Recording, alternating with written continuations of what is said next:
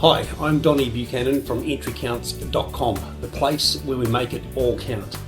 So in this video, we're going to look at an idea that we had. Basically, we now have Tier 2 financial reporting in Australia, which is known as simplified disclosures. Okay, so that's like let's call that a trimmed down version of stock exchange level financial reports.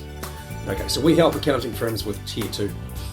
But during our discussions with all these accounting firms, we've kind of figured out that a lot of accounting firms are thinking, well, what do we do with the special purpose? Do we use them as well, or do we use Tier 2 for these special purpose clients? And there's a lot of discussion around what might be a newer, a more valuable way to do things and serve their clients.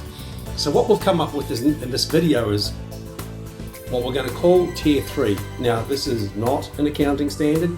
This is just an idea that entrycounts.com has come up with based on our discussions with our clients.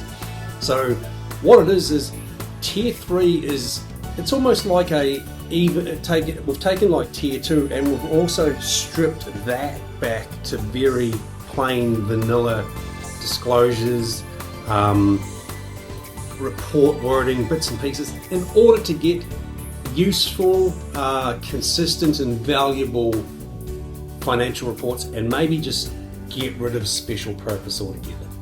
Okay, so it's something we're playing with, and this video has been created to give you a feel as to what it is, what it might look like, and whether or not you're interested in it. So great.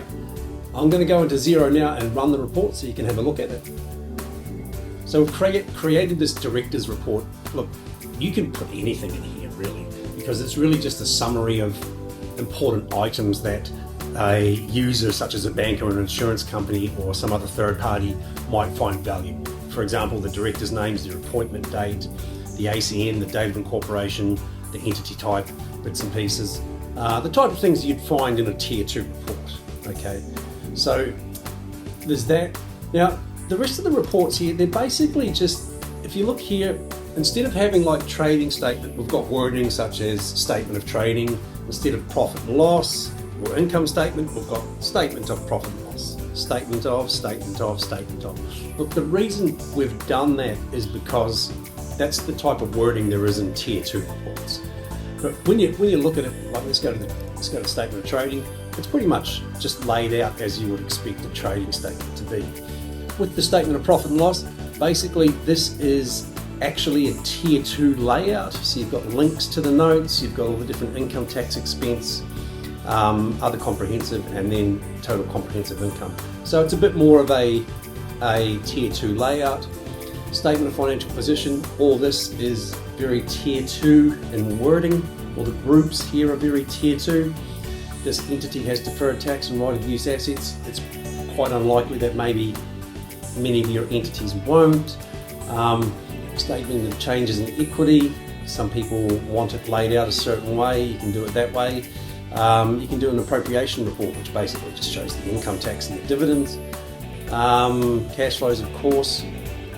With the notes, we've basically got all the different accounting policies that you find in Tier 2. We can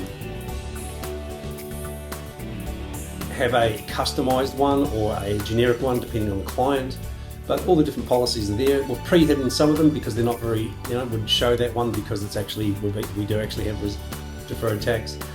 Probably, but over here on the notes is where all the detail is. Over here is the notes. Everything is basically laid out as you would expect for Tier 2. It's just a little bit trimmed. It's just trimmed back a little bit more. We do an income tax reconciliation here, but all the different groups here are all very much Tier 2 type groups. And then finally, we've got a statement of shareholders, it's like an optional report. Basically, it'll show the movement, the activity for each shareholder, should you want that. Most entities don't, so you can just remove it.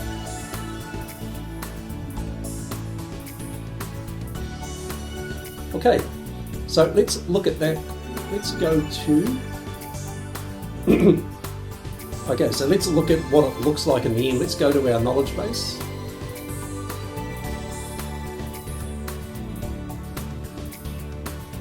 and type in here Tier 3. You can download these at any time. Tier 3 company prepared financial accounts. Just come in here and click that link there, and that's going to show you what we believe a Tier 3 set of financial reports should look like.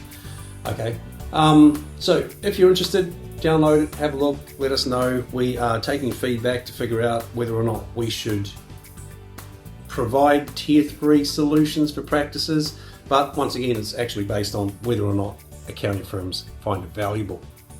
Okay, thank you.